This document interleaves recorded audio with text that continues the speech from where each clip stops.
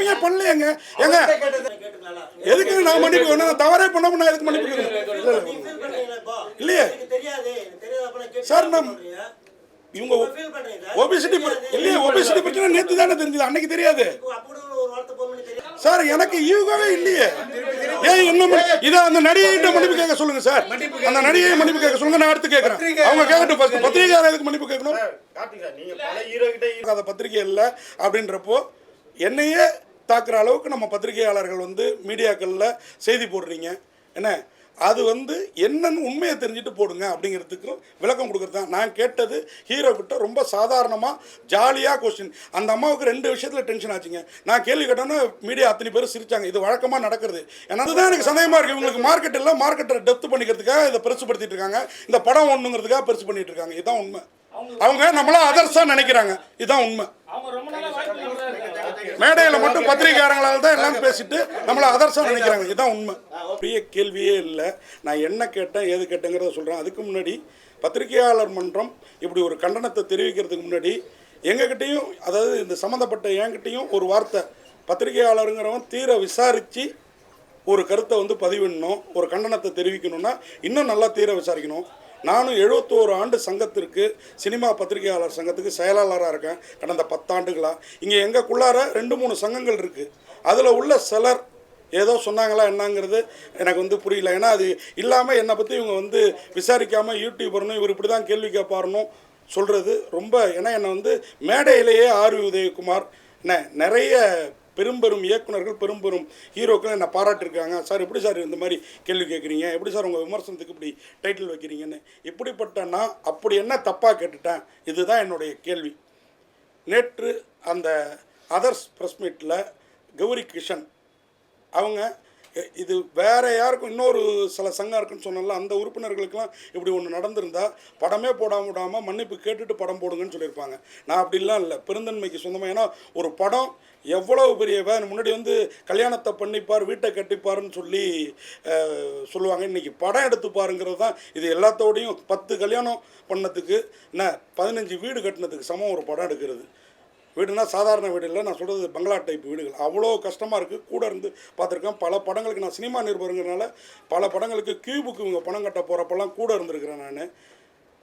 இப்படிப்பட்ட என் நிலையை விசாரிக்காமலேயே எல்லோரும் வந்து மீடியாக்களில், எனக்கு மீடியாக்களில் ஒரு பக்கம் மீடியாக்களை பார்த்தா பெருமையாக இருக்குது.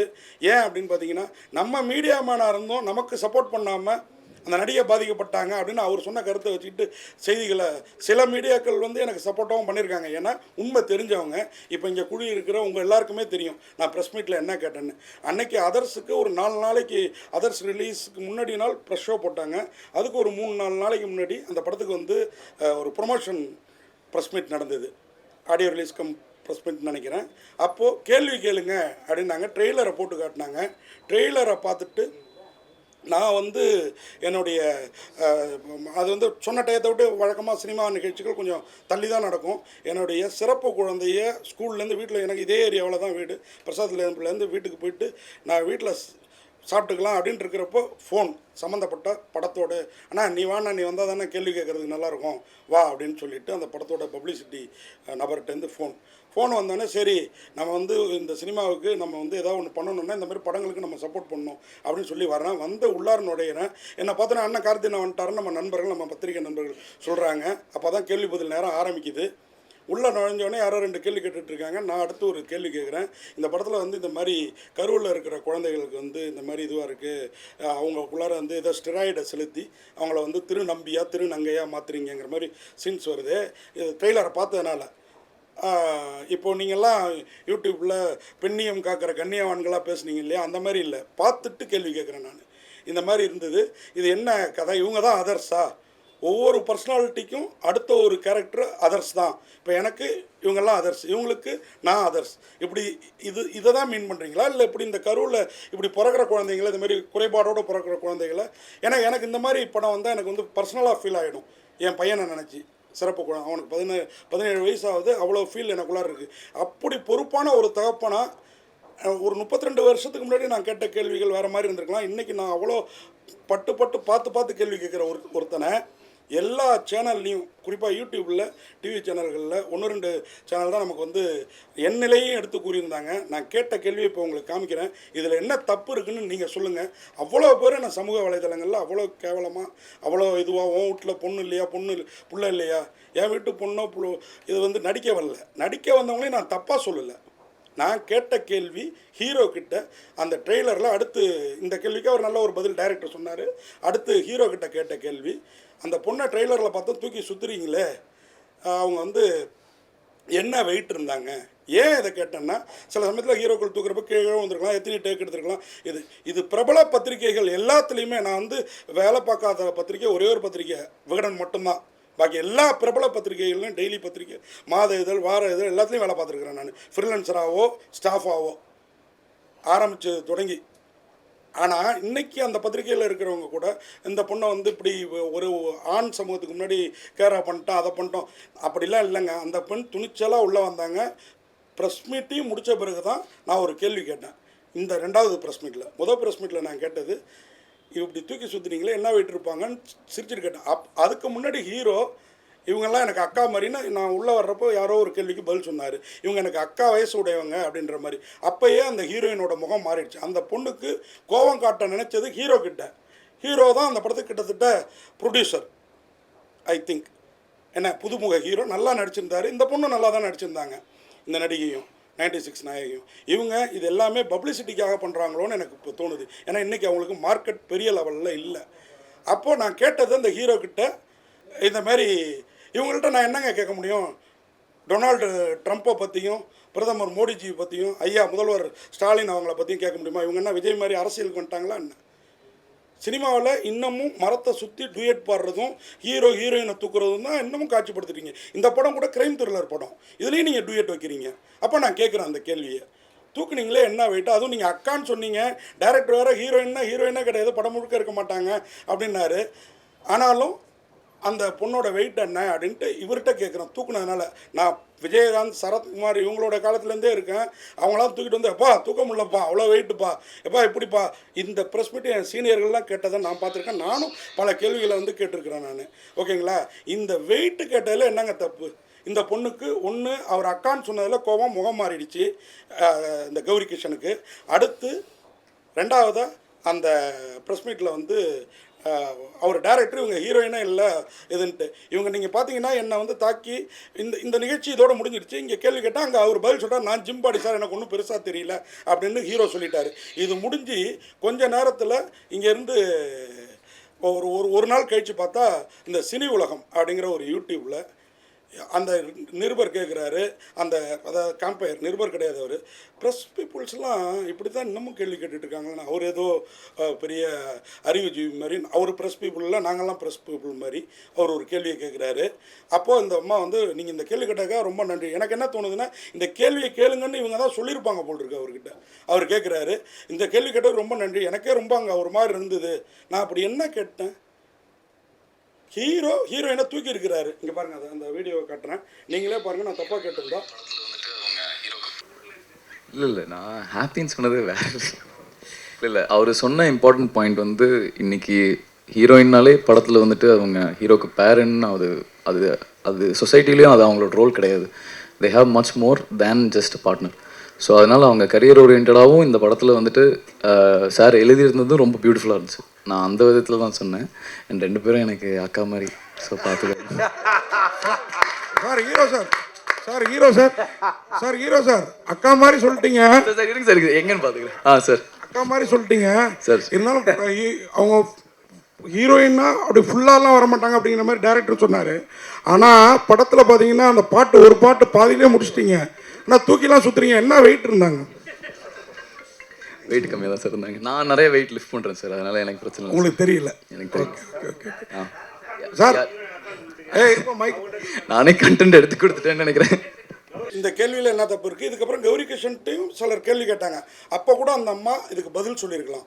இது அந்த படக்குழுவினரால் படத்துக்கும் கௌரி கிஷன் மார்க்கெட் இருந்த கௌரி கிஷனுக்கும் பப்ளிசிட்டி தேடுறதுக்காக நடந்த நிகழ்வை ஒழிய இந்த கேள்வியை இன்றைக்கி வந்து கண்டனம் தெரிவிச்சிருக்கிற குஷ்புலேருந்து எல்லாரையும் இந்த கேள்வியை பத்திரிகையாளர்கள் கேட்கலையா? கேளுங்க. நீங்கள் பெண்ணியம் பேசுகிற இந்த கண்ணியவான்களுக்கெல்லாம் அப்படியே குரல் கொடுக்குறீங்களே, இங்கே ஆணுக்கு உரிமையே இல்லையா? பெண்ணுக்கு மட்டும்தான் உரிமை இருக்கா? என் நிலையை என் குடும்பத்தை தாக்குறீங்களே, என் குடும்பத்தில் இருக்கிறவங்களும் பெண்கள் தானே.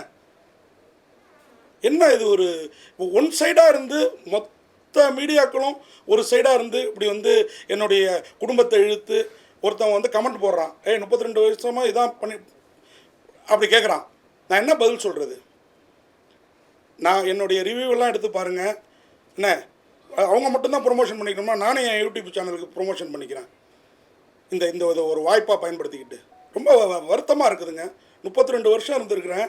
இன்னைய வரைக்கும் இன்றைக்கி நடிகர் சங்கத்துலேருந்து ஒரு கண்டன கடிதம், ஒரு வார்த்தை. நான் ஒரு சினிமா பத்திரிகையாளர் சங்கத்துக்கு செயலாளர். என்கிட்ட ஏன்பா அப்படியெல்லாம் கேள்வி கேட்குற அப்படின்னா நான் இந்த விளக்கத்தை காட்டியிருக்க போகிறேன். இதை வந்து இன்னொரு சேனலில் போய் ஸ்டூபிட் கொஸ்டின்னு, எனக்கு இவங்க தெரியாது, இவங்க ஒபிசிட்டிக்காக உடல் பருமனுக்காக இவங்க ட்ரீட்மெண்ட் எடுத்திருக்காங்க, அவங்க மன உளைச்சலில் இருந்திருக்காங்கங்கிறது எனக்கு தெரியாது. அது இவங்களை பாதிச்சுட்டு இப்போ படத்தில் வந்து வழுக்கத்தலை சொட்டை அப்படின்னு ஏதாவது காமெடி பண்ணால் எனக்கு லைட்டாக ஒரு ஜர்க் உள்ளே போயிட்டு வரும். ஏன்னா எனக்கு அந்த குறைபாடு இருக்குது. அந்த மாதிரி இவங்களுக்கு என்னுடைய கேள்வி பாதிச்சிருக்கும் போல் இருக்குது. அப்படி இவங்க நினச்சிருந்தா அங்கேயே ஏங்க இந்த மாதிரி கேட்காதீங்க, இது என்னங்க கேள்வி, இல்லை இதை எத்தனையோ பேர் கடந்து போயிருக்காங்க, வெயிட்டை சொல்ல மாட்டாங்க, வயசு சொல்ல மாட்டாங்க, அப்படி போயிருக்கலாம். இதை விட்டு வேறு சேனலில் போய் இவங்களே சொல்லி அந்த சேனல் காம்பேரை வந்து பேட்டி எடுக்க இந்த கேள்வியை கேளுங்கன்னு சொல்லி அவங்களுக்கு கை கொடுத்து பாராட்டி ஸ்டூபிட் கொஸ்டின், நான்சென்ஸ் கொஸ்டின் அப்படின்லாம் சொன்னேன்.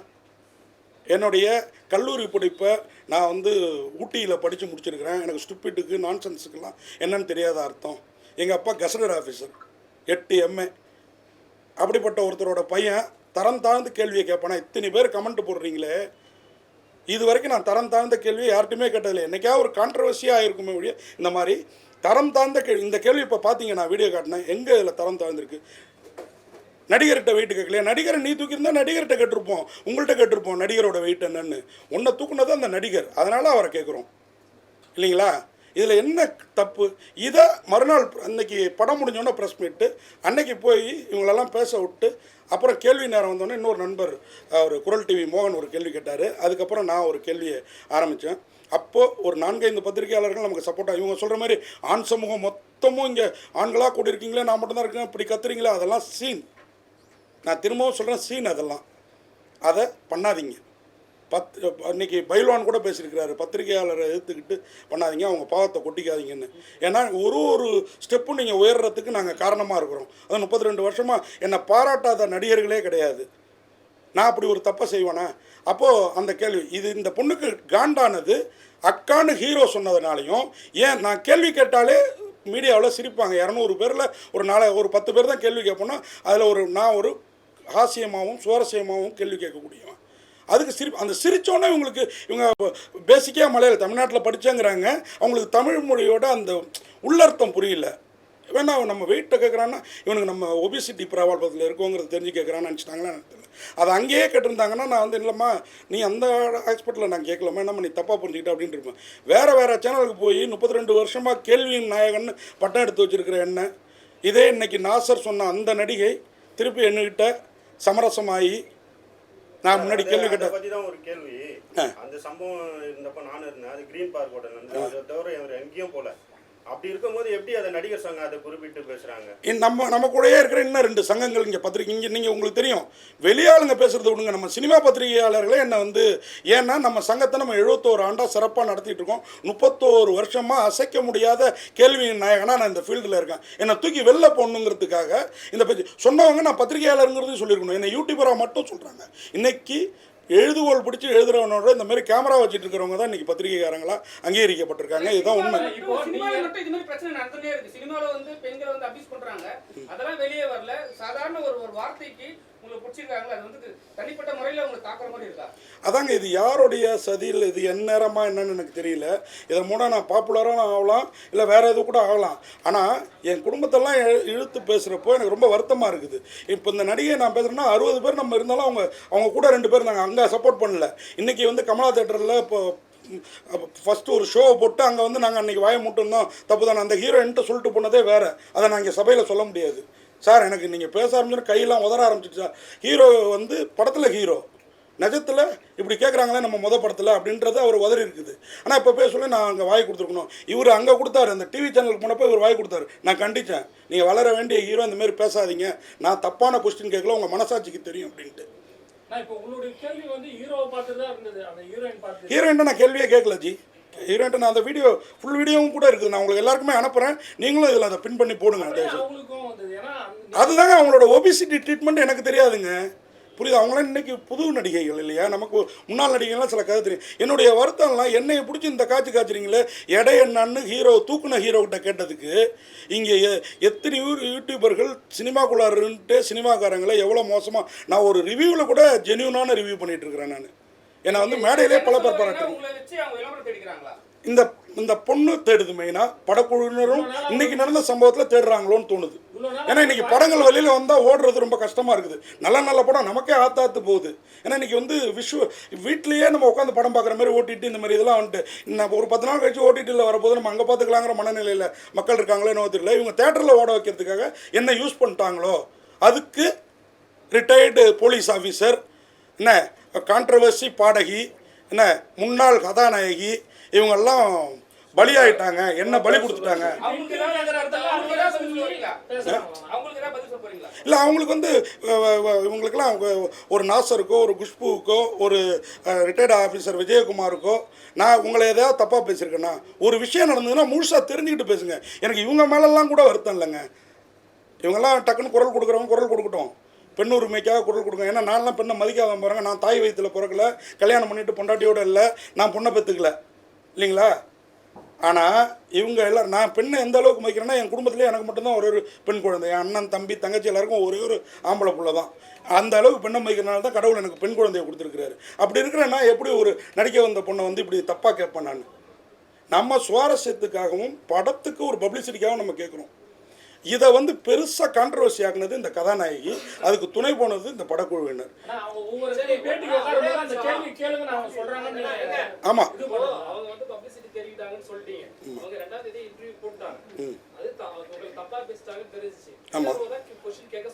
ஆமாம் ஆமாம்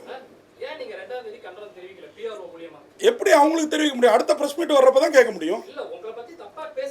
ஆமாம் சார், எனக்கு அந்த கதாநாயகரோட நம்பரோ எதுவோ வாங்குற பழக்கம் இல்லை. நான் இன்னைக்கு வந்து இல்லை எதுக்கு நான் தெரிவிக்கணுங்கிற அதான் ப்ரெஸ் மீட் இருக்குது. அடுத்து ப்ரெஸ் ஷோ 2 நாளில் இருக்குது. ப்ரெஸ் ஷோ அன்னைக்கு ப்ரெஸ் மீட் வைக்க போகிறாங்க. அங்கே சார் நான் ஏன் கண்டனம் தெரிவிக்கணுங்கிற அதான் நேற்று தெரிவித்தேன், நேற்று ப்ரெஸ் மீட்டில் தெரிவித்தோம். அதுதான் சவுண்ட் ஆச்சு. அதை பார்த்துட்டு தான் இன்றைக்கி இது எல்லாரும் வந்து என்னையை தப்பாக சொல்கிறாங்க. நான் சத்தமாக பேசினேன், போனேன் வந்தேன், அந்த பொண்ணை பயமுறுத்துகிற மாதிரி பேசுகிறேன். அப்படிலாம் பேசவே இல்லை. அங்கே இருந்த பத்திரிகையாளரில் 4-5 பேர் தான் எனக்கு சப்போர்ட்டாக இருந்தீங்க. பாக்கி 40 பேரும் அந்த பெண்ணுக்கு உறுதுணையாக இருந்ததுனால தான் அந்த பெண் வந்து அவங்க சொல்கிறேன், அவங்க கொஞ்ச நேரத்தில் அவங்களால பதில் சொல்ல முடியலன்னா, நான் ஒரு பெண் இத்தனை பேர் நின்றுட்டு இப்படி கேட்குறீங்களே, உடனே பெண்ணியத்தை கையில் எடுக்கிறாங்க. பெண்ணுங்கிற அந்த இதை எல்லார் வீட்லேயும் பெண் இருக்குது, எல்லாருக்கிட்டையும் பெண் இருக்காங்க. இந்த விஷயத்தெல்லாம் பேசுகிறவங்க, இதுக்கெல்லாம் கண்டனம் தெரிவிக்கிறவங்க, பெரிய பெரிய சம்பவங்கள் இந்தியா முழுக்க நடக்குது, அதுக்கெல்லாம் கண்டனம் தெரிவிக்கல. இவ்வளோ ஏங்க நம்ம இவர் கூல் சுரேஷ் அவர் மேடையில் ஒரு செயல் அவர் சாதாரணமாக செஞ்சார், அது பெரிய இஷ்யூ ஆச்சு.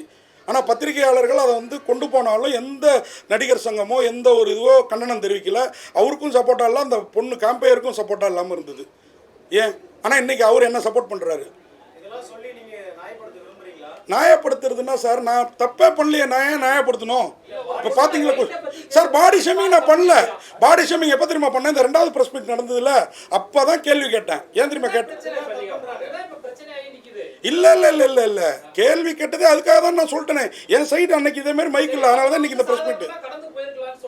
ஆமாம், எப்படி என்ன ஸ்டூபிட் கேள்வி கேட்க தெரியாதவன் சென்ஸ் இல்லாதவன் ஒரு சீனியர் பத்திரிகையாளர் ஏங்க முந்தானேத்தி வந்த இந்த நடிகைக்கு இவ்வளோ ஈகோ இருக்கிறப்ப 32 வருஷமா சினிமா பத்திரிகையாளரா சினிமாவுக்காக ஜேர்னலிசம் பண்ணிட்டு இருக்கிற எனக்கு எவ்வளோ இருக்கும்? எதுக்கு நான் தனிப்பட்ட முறையில்? அவங்க தனிப்பட்ட முறையில் என்கிட்ட பேசிருக்கலாமே. என்னங்க இப்படி கேட்குறீங்கன்னு அன்னைக்கு அந்த ப்ரெஸ் மீட் முடிச்சோடனே என்கிட்ட வந்து பேசிருக்கலாமே. சார் சார் அங்கேயே அந்த பொண்ணு சிரிச்சுட்டு தானே போச்சு. அதுக்கப்புறம் நடந்தது என்ன? யாரு நேத்தி தாங்க பேசவில்லை. நேத்தி சார் ப்ரெஸ் ஷோ முடிஞ்ச பிறகு நேத்தி தான் பேசவில்லை. அன்னைக்கு பேசுறதுக்கு நிறைய அந்த பொண்ணுகிட்டையும் கேள்வி கேட்டோம் சார். அன்னைக்கு ப்ரெஸ் மீட் வந்து இந்த ப்ரெஸ் நண்பர்களை கேளுங்க. என்ன சார் நான் ஏன் சார் தெரிவிக்கணும்? எனக்கு ப்ரெஸ் மீட் வர்றப்ப தான் நான் கேள்வி கேட்க முடியும். நான் எப்படி எதுக்கு என்னை வந்து தப்பாக பேசிட்டாங்க, என்னை வந்து தப்பாக பேசிட்டாங்க நான் ஏன் தெரிவிக்கணும்? அடுத்து நம்ம முன்னாடி தானே வந்து நிற்கிறாங்க. எதுக்கு இது நான் வேணும்னு எப்படி பண்ணதான் நீங்கள் சொல்லுவீங்க? நீங்கள் எப்படி நான் வேணும்னு பண்ணதான் சொல்லுவீங்க? ஏன் என்னுடைய பேனரை கிழிச்சிருக்கிறாங்க, பட் அவங்கள நான் தப்பாக பேசினதா அவங்க சொல்லிட்டு இருக்காங்க. இது எப்படி வேணும்னு பண்ணதான் ஆகும்? சார் எல்லாம் நீங்கள் இன்னைக்கு இருக்கிற டெய்லி பேப்பர் எடுத்து பாருங்கள் சார். முதல் கொஸ்டின் நட்சத்திர பேட்டின்னு ஒரு பிரபல டெய்லியில் வருது.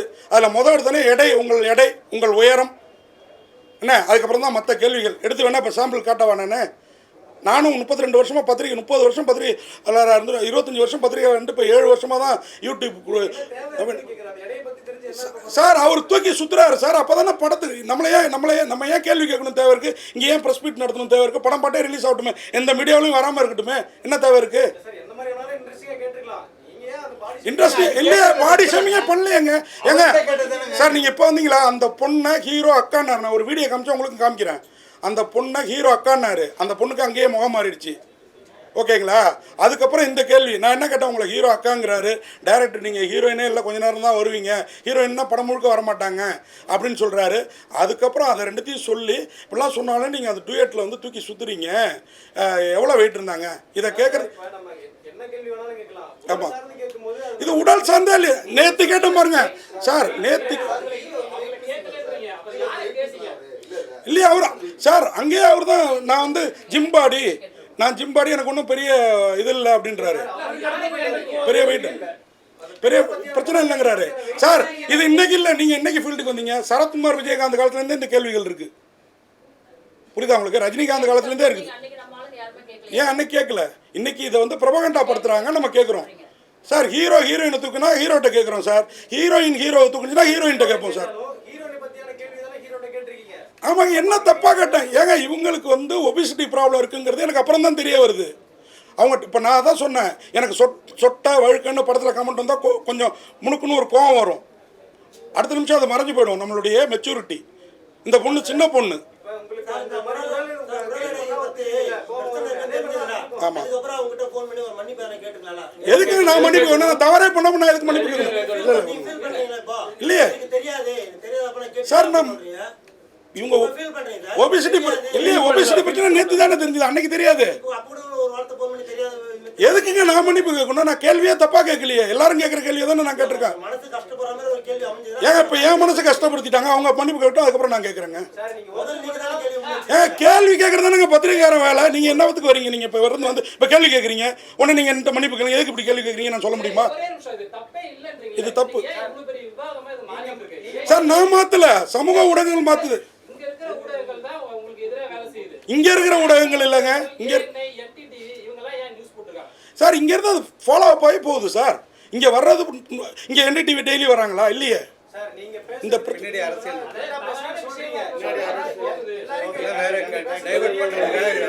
இல்ல டைவர்ட் இல்லை.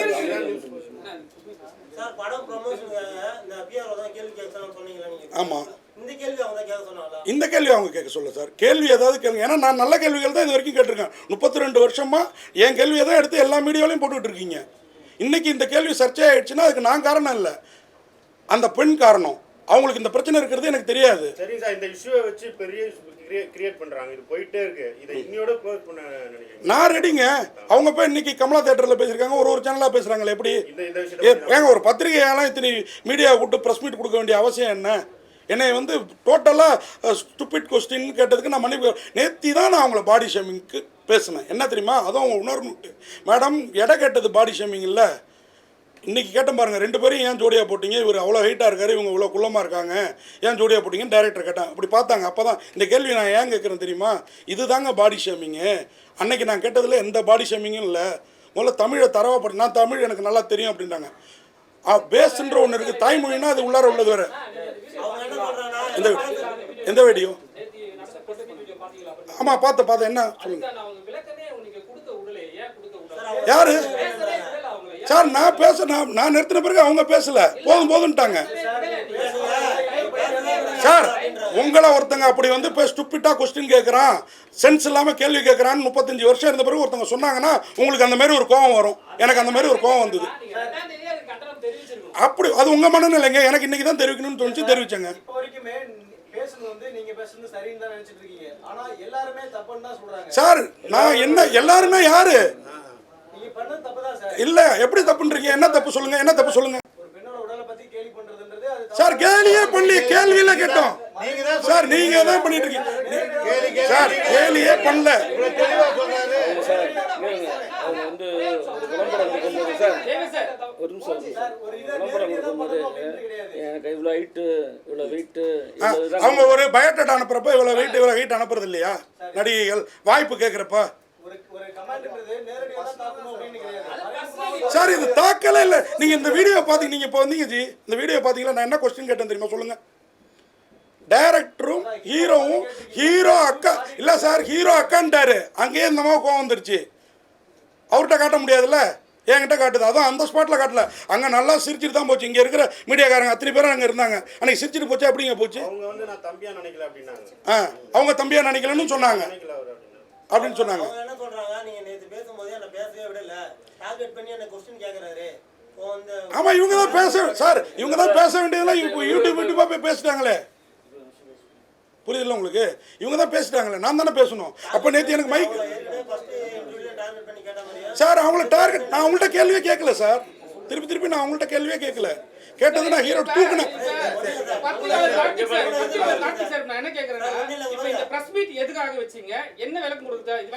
இந்த பிரஸ் மீட் வந்து என்னை பற்றி நானும் ஒரு மீடியாக்காரன் 32 வருஷமாக நான் வேலை பார்க்காத பத்திரிகை இல்லை அப்படின்றப்போ என்னையே தாக்குற அளவுக்கு நம்ம பத்திரிகையாளர்கள் வந்து மீடியாக்களில் செய்தி போடுறீங்க.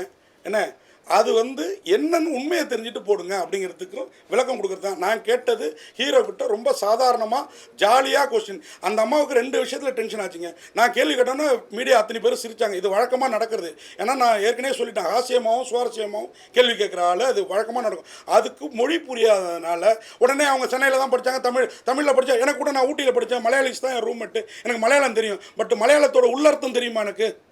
இதுதான் என்னுடைய கேள்வி. அதை புரிஞ்சிக்காதனால தான் உங்களுக்கு இந்த கோபம். கேட்டது ஹீரோ, கோவப்பட்டது என் மீது. இதுதான். இப்போ வந்து விமர்சனம் ரொம்ப அதிகமா இருக்கு. அவங்க பாதிக்கப்படுறாங்க, உங்களால உணர முடியுது. உங்களாலையும் பாதிக்கப்பட்டீங்க, நீங்களும் சொல்றீங்க. ஆமா. சரி, ஒரு பெண்ணா பாதிக்கப்பட்டிருக்காங்க, உங்களுடைய சின்ன வயது அவங்க. ஆமா. நீங்க தங்கச்சியா நினைச்சது ஒரு சாரி இன்னும் ஒரு கேட்கலாம்ல. ஒரே கேள்வி, நீங்கள் உங்கள் கேள்விக்கே வரேன். ஒரு பெண்ணாக பாதிக்கப்பட்டிருக்காங்க, என்னோட சின்ன வயசுக்காரங்க ஃபர்ஸ்ட் மன்னிப்பு கேட்கணுமா, பெரிய வயசுக்காரங்க மன்னிப்பு கேட்கணும்? உங்களுக்கு பக்குவாதிகள் 32 வருஷம் இல்லை அதான் தவறு. பெரியவங்கள்ட்ட சின்னவங்க தான் ஃபர்ஸ்ட் மன்னிப்பு கேட்கணும். உங்கள் கேள்வியை தான் நான் பதிலாக்குறேன். உங்களுக்கு பக்குவாதிகள் 32 வருஷமா ஃபீல்டில் இருக்கு சொல்றீங்க. சார் நான் ஏன் கேட்கணும்? நான் தவறு பண்ணியிருந்தேன், அவங்க தான் தவறு பண்ணியிருக்காங்க, இதை பிரபகண்டா படுத்திட்டு இருக்காங்க. நான் தவறே பண்ணல, நான் சாதாரணமான கொஸ்டின் சார். இங்கே இருக்கிற பத்திரிகையாளர்கள்ட்ட இந்த கேள்வியில் என்ன தப்புன்னு கேளுங்க சார். எனக்கு ஈகோவே இல்லையே. ஏன் என்ன இதை அந்த நடிகைகிட்ட மன்னிப்பு கேட்க சொல்லுங்க சார். அந்த நடிகையை மன்னிப்பு கேட்க சொல்லுங்க, நான் அடுத்து கேட்கறேன். அவங்க கேட்கட்டும் ஃபர்ஸ்ட். பத்திரிகையாளர் எதுக்கு மன்னிப்பு கேட்கணும்? கார்த்திக் சார், நீங்க பல ஹீரோ கிட்ட ஹீரோயின் கிட்ட இந்த மாதிரி ஜாலியா கேட்பீங்க. அதெல்லாம் இஷ்யூ ஆகாது. இது மட்டும் எப்படி இவ்வளவு பெரிய இஷ்யூ? அதுதான் எனக்கு சந்தேகமா இருக்கு. இவங்களுக்கு மார்க்கெட் இல்லை, மார்க்கெட்டை டெப்த் பண்ணிக்கிறதுக்காக இதை பெருசுப்படுத்திட்டு இருக்காங்க. இந்த படம் ஒண்ணுங்கிறதுக்காக பெருசு பண்ணிட்டு இருக்காங்க. இதுதான் உண்மை. அவங்க நம்மள அதர்ஸா நினைக்கிறாங்க. இதுதான் உண்மை. மேடையில் மட்டும் பத்திரிகையாளர்களால் தான் எல்லாம் பேசிட்டு நம்மள அதர்ஸா நினைக்கிறாங்க. இதுதான் உண்மை. இல்லை ஒரே ஒரு விஷயம், இதில் எனக்கு வந்து யாரோ கண்டனம் தெரிவித்தாங்க, அதெல்லாம் வருத்தம் இல்லை. ப்ரெஸ் கிளப்லேருந்து கண்டனம் வந்தது. எனக்கு சிரிக்கிறதா அழுவுறதா தெரியல. ப்ரெஸ் கிளப்புங்கிறது பத்திரிகையாளனோட நலனுக்கு. என்னகிட்ட நான் தப்பே பண்ணியிருக்கிறதா அவங்க நினச்சாலும் என்கிட்ட ஃபோன் பண்ணி ஒரு விளக்கம் கேட்டிருக்கணும். ப்ரெஸ் கிளப்புங்கிறது நமக்கானது. அது நடிகர் சங்கமாக செயல்பட்டுருக்குது. இது மிகுந்த வருத்தத்துக்குரியது. இதே ப்ரெஸ் கிளப்பால் தான் நான் உயிர் பழைச்சேன் 2வது கொரோனா அலையில்.